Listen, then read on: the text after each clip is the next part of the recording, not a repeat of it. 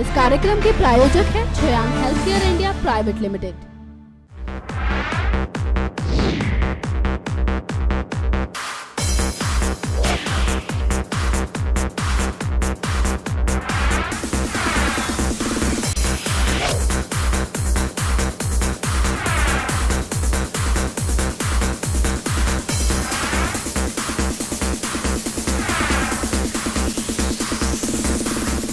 Hello and welcome, मैं हूं आपकी होस्ट मेघा और आप देख रहे हैं हमारा स्पेशल शो फिल्मी फ्राइडे। इस शो में हम आपको रूबरू कराते हैं बॉक्स ऑफिस पर रिलीज हुई फिल्म के रिव्यू से। तो चलिए शो की शुरुआत करते हैं। आपको बता दें, इस हफ्ते बॉक्स ऑफिस पर आलिया भट्ट, सिद्धार्थ मल्होत्रा के साथ साथ Fawad Khan starrer film Kapoor and Sons since 1921 release हुई है। इस फिल्म से जुड़ी तमाम जानकारी हमें और हमारे दर्शकों को देने के लिए हमारी संवाददाता दीक्षा हमारे साथ जुड़ चुकी है। दीक्षा, स्वागत है आपका हमारे शो फिल्मी फ्राइडे में। सबसे पहला सवाल मैं आपसे फिल्म की कहानी को लेकर करना चाहूंगी। मैं आपसे जानना चाहूंगी, आखिर कपूर एंड सन्स सिंस 1921 की कहानी क्या है? बहुत बहुत शुक्रिया मेघा जी, आपने फिल्म की कहानी के बारे में बताया। तो सबसे पहले मैं आपको बता दूं कि फिल्म की जो कहानी है वो एक परिवार से जुड़ी हुई है। परिवार जिसमें एक माँ है, एक पिता है, एक दादाजी हैं और 2 बेटे हैं। इस पूरी फैमिली में एक लड़की की एंट्री होती है जिसका नाम है टिया, और इस पूरी ही किस्से पर यह कहानी बुनी हुई है। कहानी की शुरुआत करूंगी तो कहानी में 2 भाई राहुल कपूर और अर्जुन कपूर हैं। राहुल का किरदार निभा रहे हैं फवाद खान और अर्जुन कपूर का किरदार निभा रहे हैं सिद्धार्थ। दोनों भाई एक दूसरे से बहुत प्यार करते हैं, लेकिन 5 साल तक घर से दूर रहते हैं। और जब उनके दादाजी के हार्ट अटैक की खबर उन्हें मिलती है तो वो दोनों ही अपने घर वापस आते हैं। घर वापस आते हैं, बहुत खुशी से रह रहे होते हैं। उसी के बीच एंट्री हो जाती है टिया की, यानी आलिया भट्ट की। टिया की एंट्री होती है जिसकी वजह से दोनों भाइयों के बीच गलतफहमी की दीवार खड़ी हो जाती है। इसी गलतफहमी के चलते घर में बहुत सारे टर्न एंड ट्विस्ट आते हैं, लेकिन इन टर्न और ट्विस्ट से कैसे डायरेक्टर फिल्म को आगे ले जाता है, उनमें कितना ज़्यादा मज़ा आता है और ये सारे टर्न्स और ट्विस्ट कैसे दर्शकों को बांधे रखते हैं। क्या वाकई में आलिया एंड में जाके दोनों में से किसी भी भाई के साथ रहती हैं, दोनों में से किसी एक की भी हमसफर बनती हैं या नहीं? इन सब सवालों के जवाब जानने के लिए एक बार दर्शकों को थिएटर जाना पड़ेगा। लेकिन हाँ, इतना कहा जा सकता है पूरी कहानी को देखते हुए कि कहानी बहुत ज़्यादा अच्छी है, आपको लुभाएगी, आपको एंटरटेन करेगी और बहुत ज़्यादा अगर आप फैमिली ड्रामा के लिए इंतजार कर रहे थे, बहुत ज़्यादा अगर आप एक्साइटेड थे, तो ये फिल्म बिल्कुल आपके लिए बनी हुई। दीक्षा जी, जिस तरह आपने इस फिल्म की कहानी के बारे में हमें बताया, उस हिसाब से ये फिल्म एक फैमिली ड्रामा है जिसमें 2 भाई हैं और उसके बाद दोनों भाइयों के बीच होती है एक लड़की की एंट्री और उसके बाद फैमिली में मच जाती है खलबली, जिसके बाद बहुत सारे ट्विस्ट एंड टर्न्स आते हैं और इन सारे ट्विस्ट एंड टर्न्स को एक अलग तरीके से पेश करने का जो जिम्मा है वो डायरेक्टर यानी कि शकुन बत्रा के कंधों पर है। आपको बता दूं कि शकुन बत्रा जो इस फिल्म के डायरेक्टर हैं, इससे पहले as a script writer, as a actor और एज अ डायरेक्टर काम कर चुके हैं। इससे पहले उन्होंने डायरेक्ट किया था एक मैं और एक तू फिल्म को, जो बॉक्स ऑफिस पर बुरी तरह फ्लॉप हुई थी, और अब उनके द्वारा डायरेक्टेड ये सेकंड फिल्म है। आप हमें बताइए कि उन्होंने इस फिल्म का डायरेक्शन कैसा किया है? जी मेघा जी, आपने बिल्कुल सही कहा। इससे पहले डायरेक्टर शकुन बत्रा एक एक्टर, एक स्क्रिप्ट राइटर और हाँ एज अ डायरेक्टर भी काम कर चुके हैं, लेकिन वो बात अलग है कि किसी भी क्षेत्र में उन्हें बहुत ज्यादा कामयाबी नहीं मिली। अगर एक राइटर के तौर पे कहूँ तो जाने तू या जाने ना में उन्होंने स्क्रिप्टिंग की थी, जो हाँ एक फिल्म अच्छी गई थी, पर उसमें भी उनका 100% नहीं कह सकते।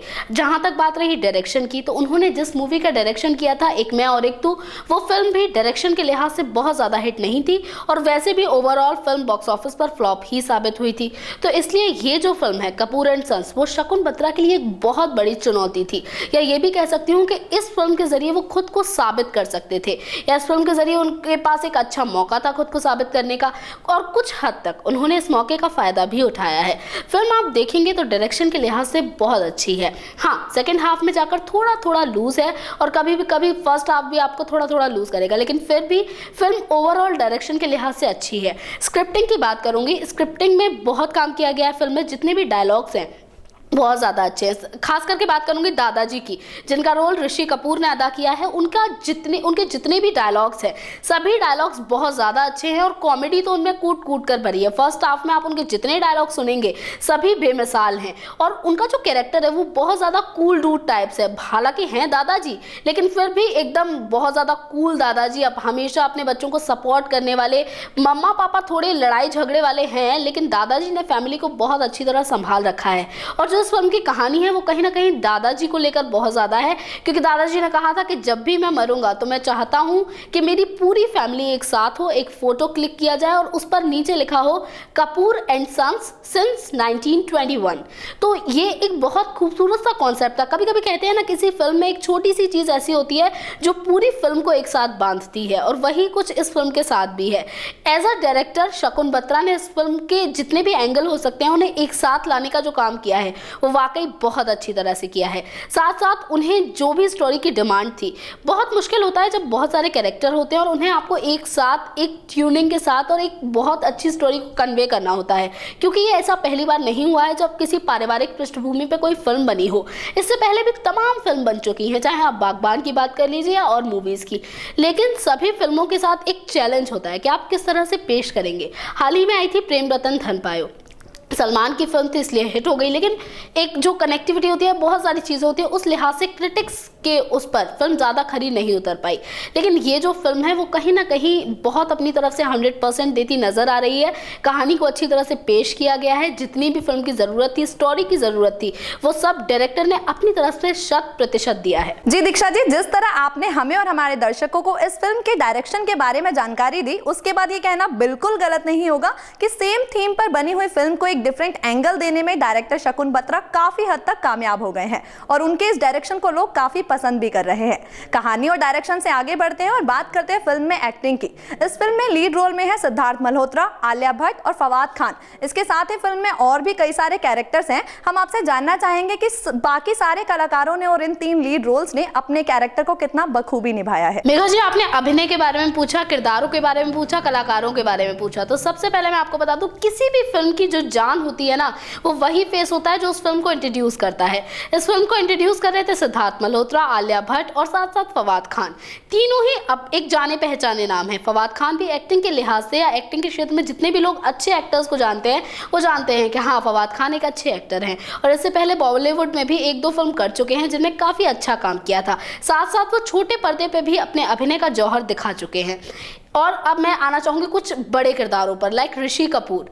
ऋषि कपूर इस फिल्म में दादाजी की भूमिका में नजर आए हमें, जो कि फिल्म का, जैसे कि मैंने पहले भी बताया, एक बहुत महत्वपूर्ण पार्ट था, एक बहुत ज़रूरी पार्ट था। उनके ऊपर पूरी फिल्म बंधी हुई थी। फिल्म की शुरुआत होती है, जैसे कि मैंने टाइटल से आपको इंट्रोड्यूस कराया था, कि कपूर एंड सन्स सिंस 1921, है ना। तो बिल्कुल वहाँ से एकदम बंधा हुआ था। ये डायलॉग उन्हीं के दादाजी का था, जिनका किरदार ऋषि कपूर निभा रहे थे। पूरी मूवी में जहाँ भी इमोशन की ज़रूरत थी, जहाँ भी कॉमेडी की ज़रूरत थी, ऋषि कपूर ने हर भाव को बखूबी पर्दे पर पेश किया है। अब आना चाहूँगी फवाद खान और सिद्धार्थ मल्होत्रा पे। दोनों भाइयों का कैरेक्टर निभा रहे थे और दोनों ने बहुत खूबसूरती के साथ काम किया है। सिद्धार्थ को एक छोटे भाई के रोल में जितना देना चाहिए था उन्होंने अपनी तरफ से 100% दिया है। साथ साथ फवाद को एक बड़े भाई के रोल में जो मैच्योरिटी दिखानी थी, जो कभी कभी गंभीरता दिखानी थी, उन्होंने सब कुछ दिखाया है और एक सॉफ्ट एंगल भी दिखाया गया है फवाद का। आलिया भट्ट पर आना चाहूँगी। आलिया भट्ट एक क्यूट एक्ट्रेस मानी जाती हैं बॉलीवुड की, और उनसे क्योंकि इतनी ज़्यादा एक्सपीरियंस्ड नहीं है और इतना ज़्यादा कुछ अलग हट के फिल्में भी नहीं की, हालांकि हाईवे में उनके अभिनय को सराहा गया था, तो इस फिल्म में भी उनको जो किरदार था या जिस तरह की पेशकश थी या मांग थी किरदार की, उसे आलिया भट्ट ने पूरा किया है। अब आना चाहूँगी बाकी कैरेक्टर्स पे, जैसे कि रजत जो कि उनके पिता की भूमिका में थे और रत्ना जो कि उनकी माँ की भूमिका में थी। इन दोनों ने एक बहुत ज़्यादा जादुई काम में कहूँगी, क्योंकि दोनों माँ बाप का जो कैरेक्टर दिखाया था वो ऐसे दिखाया था, बहुत ज़्यादा कभी तो लड़ाइयाँ होती हैं तो कभी बहुत ज़्यादा स्वीट हो जाते हैं, तो उस किरदार को इन्होंने बहुत अच्छी तरह से पेश किया है। तो इतने बड़े बड़े बच्चों के माँ बाप थे और कैसे अपने बच्चों को हैंडल किया जाता है या कैसे अपनी शादीशुदा ज़िंदगी के उतार चढ़ाव में बच्चों के साथ ज़िंदगी आगे बढ़ानी होती है, सब कुछ इस फिल्म में जिस तरह से पेश किया गया है वो वाकई काबिले तारीफ है। अभिनय के लिए चुनौती इसलिए थी क्योंकि जैसा कि हमने पहले भी कहा कि परिवार को लेकर बहुत सारी फिल्में बनती हैं, लेकिन परिवार की उलझनों को कैसे आप सुलझा के दर्शकों के सामने रख सकते हैं, ये बहुत बड़ा चैलेंज था। इसके लिए महत्वपूर्ण कड़ी होती है एक्टिंग। या तो आप अपने इमोशंस से, अपने डायलॉग से इतना ज़्यादा दम भर दीजिए कि दर्शकों के दिल को छुए और बात समझ में आए, तभी जाके आपका अभिनय जादुई हो पाता है और तभी जाके फिल्म पूरी तरह से वो संदेश दे पाती है जो उसे देना होता है। वो सब इस फिल्म के अंदर है, क्योंकि इस फिल्म के अंदर बेहतरीन कलाकार हैं। सपोर्टिंग रोल में भी जितने लोग थे सब ने अपनी तरफ से बहुत अच्छा काम किया है। ओवरऑल एक्टिंग के लिहाज से मैं कहूंगी कि फिल्म में सभी ने 100% दिया है और फिल्म अभिनय के लिहाज से सुपर हिट है। बिल्कुल दीक्षा, आपने हमें बताया कि फिल्म में सभी एक्टर्स ने बहुत अच्छा काम किया है, सभी ने अपने किरदार को बखूबी निभाया है। साथ ही आपने एक और बात बोली कि किसी भी फिल्म को दर्शकों से इंट्रोड्यूस करता है लीडिंग एक्टर्स का चेहरा, लेकिन इसके साथ में एक और बात है कि किसी भी फिल्म का जो म्यूजिक है वो फिल्म को दर्शकों के दिलों तक पहुंचाने के लिए बेहद जरूरी होता है। आप हमें बताइए कि इस फिल्म का म्यूजिक कैसा है। बिल्कुल मेघा, आपने सही कहा कि कहीं ना कहीं युवाओं को अट्रैक्ट करने के लिए फिल्म में कलाकारों के साथ साथ म्यूजिक भी एक अहम रोल निभाता है। वैसे इस फिल्म के साथ एक चीज थी, युवाओं को अट्रैक्ट करने के लिए दो नाम तो थे ही, सिद्धार्थ और आलिया। लड़कियां चली जाएंगे सिद्धार्थ को देखने के लिए और लड़के जाएंगे आलिया भट्ट को देखने के लिए, लेकिन इसके साथ साथ म्यूजिक भी इस फिल्म का ऐसा था जो काफी समय से छाया हुआ था। विशेषकर एक गाने की बात करना चाहूंगी, लड़की ब्यूटीफुल। उस गाने ने तो जैसे इस टाइम हर डीजे पे धूम मचा रखी है, जहां भी देखेंगे आप वही गाना आपको बजा मिलेगा, सुनने को मिलेगा। आजकल आप ऑटोज में देख लीजिए तो वही गाना बज रहा है। तो कोई गाना जब किसी फिल्म का इतना ज्यादा जहन पे चढ़ जाए तो दर्शक आखिर उसे देखने जाएंगे भी नहीं तो क्यों नहीं जाएंगे? बिल्कुल जाएंगे, क्योंकि गाना सुन के तो हमारे युवा, खासकर वैसे सबसे पहले युवा जानते हैं कि आखिर फिल्म का ये गाना किस फिल्म का है, उसके बाद जानते हैं कि रिलीजिंग डेट कब है, और जैसे ही पता चलता है तो फिल्म देखने पहुंच जाते हैं। और ऐसा ही कुछ इस फिल्म के साथ भी हुआ है। गाने की वजह से भी कहीं ना कहीं फिल्म को देखने लोग पहुंचे हैं। कलाकारों का नाम तो साथ में शामिल था ही।